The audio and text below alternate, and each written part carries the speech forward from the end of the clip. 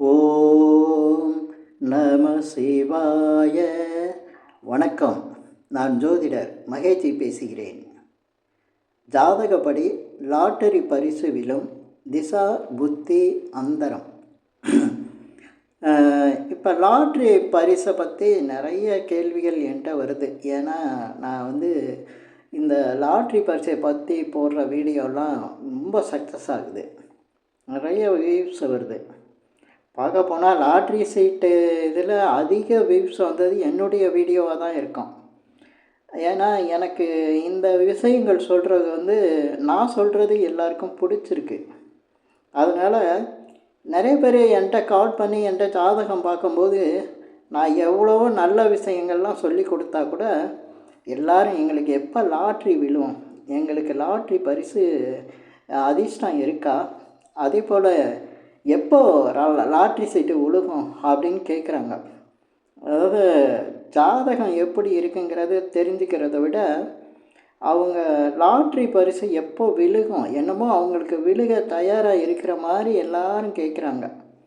அதே போல் இந்த கேள்விக்கு நான் பொதுவாக லாட்ரி சீட்டு யாருக்கு எப்போ விழுகும் அப்படிங்கிறத இந்த பதிவில் நான் சொல்லியிருக்கேன். ஏன்னா எல்லாருமே இதை கேள்வியாக கேட்குறாங்க. இப்போ லாட்ரி சீட்டு எப்போ விழுகும், யாருக்கு விழுகும் அப்படிங்கிறத இந்த பதிவில் நான் தெளிவாக சொல்லிடுறேன். எல்லாத்துக்கும் ஒரு நேரம் காலம் இருக்குது அப்படிங்கிற மாதிரி தான் எல்லோரும் சொல்லுவாங்க. நேரம் காலம்னா நல்லது கெட்டது எப்போ நடக்கும் அப்படிங்கிறத தெரிஞ்சுக்கிறது.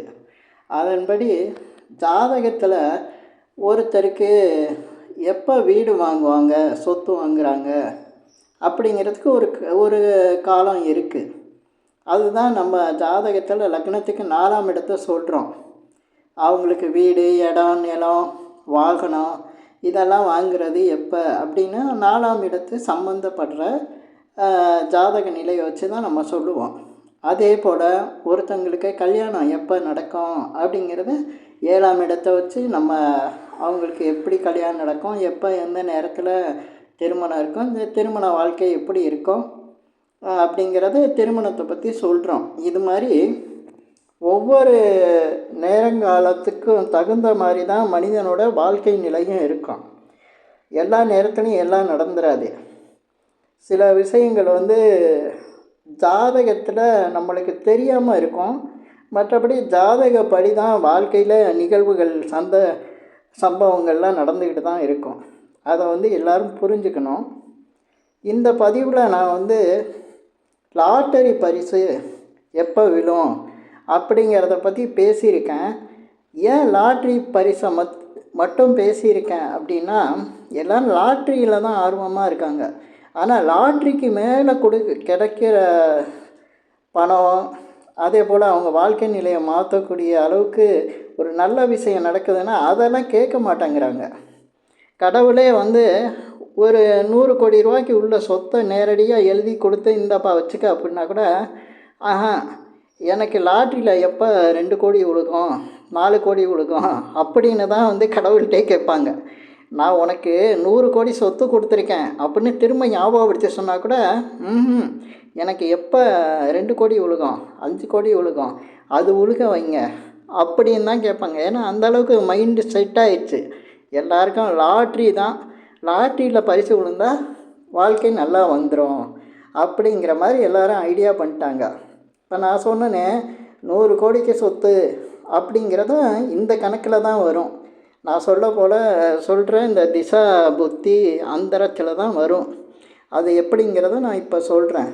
இப்போ ஜாதகத்தில் பார்த்திங்கன்னா இந்த லாட்ரி, அதே போல் உழைப்பு இல்லாமல், உழைப்புனா உழைப்புக்கு தகுந்த ஊதியம் அப்படின்னா அது யாருக்கும் நிறைவை தராது. நிறைவு தருதுன்னா, இப்போ பெரிய வேலையில் இருக்கவங்க 1 லட்சம் 2 லட்சம் சம்பளம் வாங்குறவனுக்கு ஓரளவுக்கு நிறைவை தரும். ஆனால் சாதாரணமாக வேலை பார்க்குறவங்களுக்கு மாதம் 10,000 20,000 இப்படி வேலை பார்க்குறவங்களுக்கு உழைப்புக்கேற்ற ஊதியம் கிடைச்சா அதில் அவ்வளோ சந்தோஷம் இருக்காது. வாழ்க்கை நிலையை ஓட்டுற மாதிரி இருக்கும், ஒரு முன்னேற்றம் இருக்காது. அதுவும் ஒரு நியாயமான விஷயந்தான். அதையும் அப்படி தான் நம்ம எடுத்துக்கணும். அதுபோல் உழைப்பு இல்லாமல் இப்போ திடீர்னு ஒருத்தருக்கு 1 கோடி 2 கோடி இந்த மாதிரி கிடைச்சா எப்படி வாழ்க்கை நிலை உயர்ந்துடும், அவங்க எவ்வளோ சந்தோஷமாக இருப்பாங்க. அவங்களுக்கு தேவையானதை வாங்கிக்கலாம், ஒரு வீடு கட்டலாம், காரு வாங்கலாம், நினச்ச உணவை சாப்பிட்லாம், நினச்ச இடங்களுக்கு போயிட்டு வரலாம், நினச்சன்னா விரும்பின இடங்களுக்கு அவங்க வாழ்க்கையில் வசதி வாய்ப்புகளை அதிகப்படுத்திக்கலாம். இதுக்கெல்லாம் உழைப்புக்கு மேலே 100 மடங்கு 200 மடங்கு அவங்களுக்கு பணம் கிடைச்சாதான் இதெல்லாம் அவங்க செய்ய முடியுது. அப்போ இந்த மாதிரி பணம் கிடைக்கிறதுக்கு ஜாதகத்தில் வழி இருக்கா அப்படின்னு பார்த்தா இருக்குது, எல்லாருக்குமே இருக்குது. அது லாட்ரி சீட்டு தான் கிடையாது. ஏன்னா இப்போ ஒருத்தருக்கு வேலை பார்க்குற இடத்துல அந்த வேலையில் ஒரு கம்பெனியில் வேலை பார்க்குறாருன்னா அந்த கம்பெனியே அவர் கைக்கு வர மாதிரி சில பேருக்கு அதிர்ஷ்டம் இருக்கும். அது மாதிரி வந்திருக்கு. ஒரு கடையில் வேலை பார்க்குறாங்கன்னா அந்த கடை ஓனருக்கு ஏதோ பிரச்சனை அந்த கடையே இந்த ஓனராகவே இந்த வேலை பார்க்குறவர்கிட்ட அந்த கடை வந்துடும். அதெல்லாம் நிஜத்தில் நடந்துகிட்ருக்கு. அது மாதிரி விஷயமும் இந்த லாட்ரி சீட்டு மாதிரி தான்.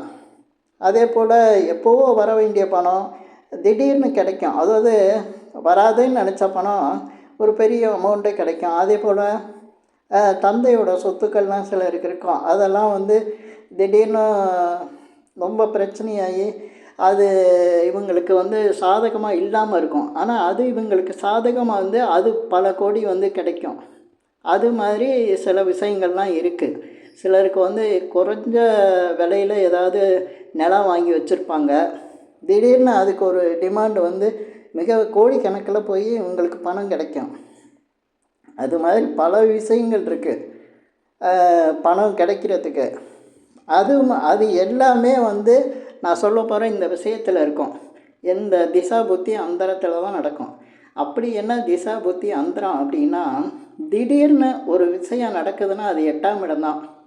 அந்த 8ஆம் இட காரகம் தான். அப்போ 8ஆம் இடம்னா கிரகம் என்ன கிரகம்னு கேட்காதீங்க. எந்த கிரகமாக இருந்தாலும் 8ஆம் இடம் சம்மந்தப்படணும். 8ஆம் இடம் சம்மந்தப்பட்டால் தான் ஒருத்தருக்கு உழைப்புக்கு மேலே திடீர் அதிர்ஷ்டம் மாதிரியே அவங்கள்ட்ட சொத்தோ பணமோ கிடைக்கும். இதில் லாட்ரியும் ஒன்றும்.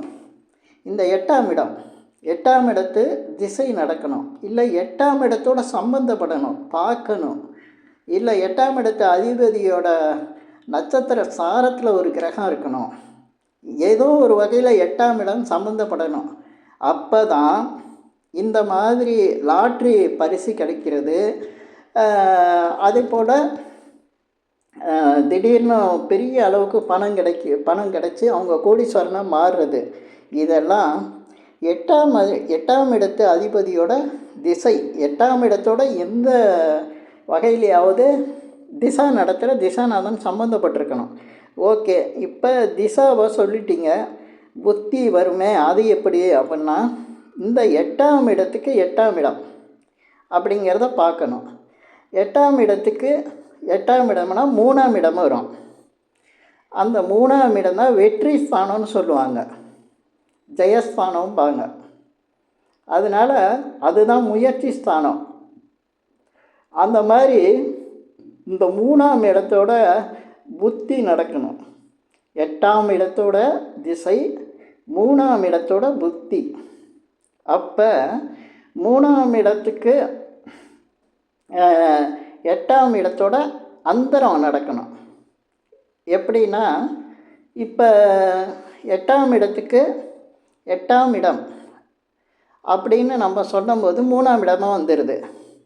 8ஆம் இடம் திசா, 8ஆம் இடத்துக்கு 8ஆம் இடம் 3ஆம் இடம். அது 3ஆம் பாவத்தை நம்ம நினச்சிக்கணும். அதுதான் புத்தி. அங்கேருந்து புத்தி நடத்துறது. இதுக்கு அடுத்து அந்தரங்கிறது அதுக்கு 8ஆம் இடம். அப்படின்னு பார்க்கும்போது அந்த 8ஆம் இடத்துக்கு 8ஆம் இடமாக வருது 10ஆம் இடம்.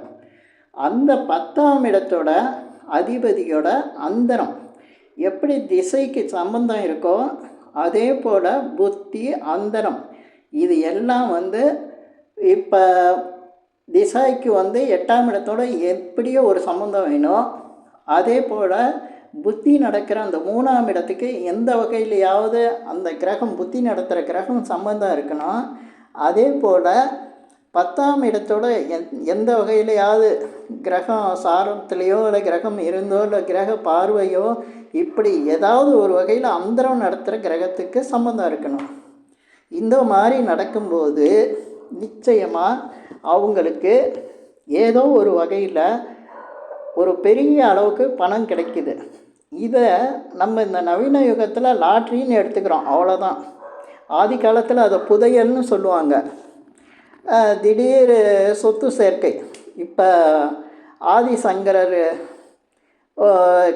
கனகதாரஸ்தவம் படி பணக்காரராக்குனார்ல, அதெல்லாம் இந்த 8ஆம் இடத்து திசா புத்தி அந்தரம்தான். அதே போல் குசேலருக்கு கிருஷ்ணரை பார்க்கும்போது கிடைத்த அந்த யோகமும் இந்த 8ஆம் இடத்து திசை புத்தி அந்தரம்தான். இப்படி தான் திடீர்னு ஒருத்தங்களை கோடீஸ்வரனாக ஆக்குறது. இதில் லாட்ரி சீட்டு இப்போ உள்ள நவீன யுகத்தில் நம்ம எடுத்துக்கிறோம். லாட்ரி பரிசுங்கிறது இப்படி தான் திசா புத்தி அந்தரம். அப்போ ஒருத்தர் கேட்கலாம் என்கிட்ட, அப்போ இந்த 8ஆம் இடத்து திசா புத்தி அந்தரம் இதெல்லாம் வரலைன்னா அவருக்கு லாட்ரி சீட்டு கிடைக்காதா அப்படின்னு கேட்கலாம். ஆமாம், கிடைக்காது. எந்த ஒரு திசா புத்தி அந்தரம் சம்பந்தப்படாத விஷயம் எதுவுமே ஜாதகத்தில் நடக்காது. இப்போ திருமணத்துக்குன்னு எடுத்துக்கிட்டாலும் அந்த திருமண காலத்துக்கான திசா புத்தி அந்தரம் இது 3 வரலைன்னா அவங்களுக்கு திருமணம் நடக்காது. இப்போ 20 வயசில் நான் சொல்கிற அந்த திசா புத்தி அந்தரம் வந்ததுன்னா அவங்களுக்கு 20 வயசில் திருமணம் நடக்கும். 30 வயசில் நடந்தால் அந்த திசா புத்தி அந்தரம் நடந்தால் அவங்களுக்கு இதே மாதிரி திருமணம் 30 வயசில் தான் நடக்கும். ஒருத்தருக்கு 50 வயசில் தான் அந்த திசா புத்தி அந்தரம் வருதுன்னா அவருக்கு திருமணம் 50 வயசில் தான் நடக்கும். இப்போ அவருக்கு அந்த திசா புத்தி அந்தரம் அவருடைய வாழ்நாளில் வரலன்னா அவருக்கு திருமணம் நடக்காது. திருமணத்தில் தோஷம்லாம் கிடையாது. செவ்வாய் தோஷம், நாக தோஷம், ராகு கேது தோஷம், வேறு என்னென்னமோ தோஷம், அதெல்லாம் கிடையாது. காலகட்டம் சம்பவங்கள் நடக்கிறதுக்கு அந்த திசா புத்தி அந்தரம் வேணும்.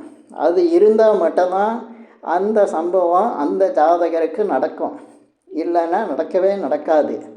இது எல்லாத்துக்குமே அப்படி தான்.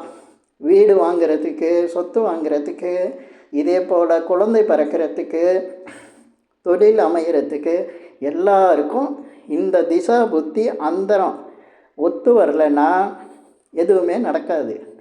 ஆனால் இந்த லாட்ரி உழுகிறவங்களுக்கெல்லாம் இப்போ அந்த திசா புத்தி அந்தரம் வந்துருச்சா அப்படின்னா ஆமாம் வந்திருக்கோம். வரலைன்னா நடக்காது.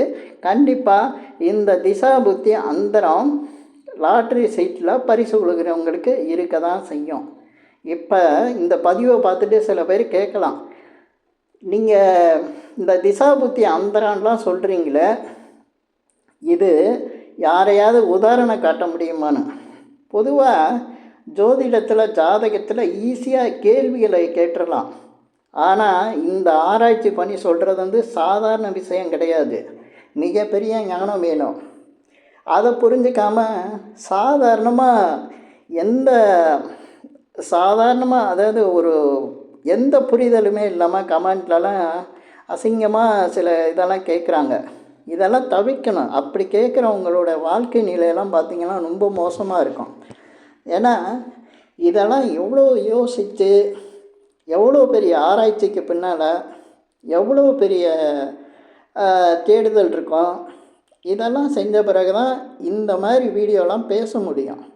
எவ்வளோ பெரிய விஷயத்தை ஒரு சாதாரணமாக எல்லோரும் புரிஞ்சுக்கிற அளவுக்கு சொல்கிறோம்னா, அது உறுதியாக சொல்கிறோன்னா இதுக்கு எவ்வளோ பெரிய ஞானம் வேணும்.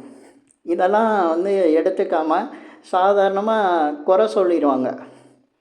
சரி, நான் அதுக்கு போகல. ஏன்னா நானே குறை சொல்லிடக்கூடாது யாரையும்.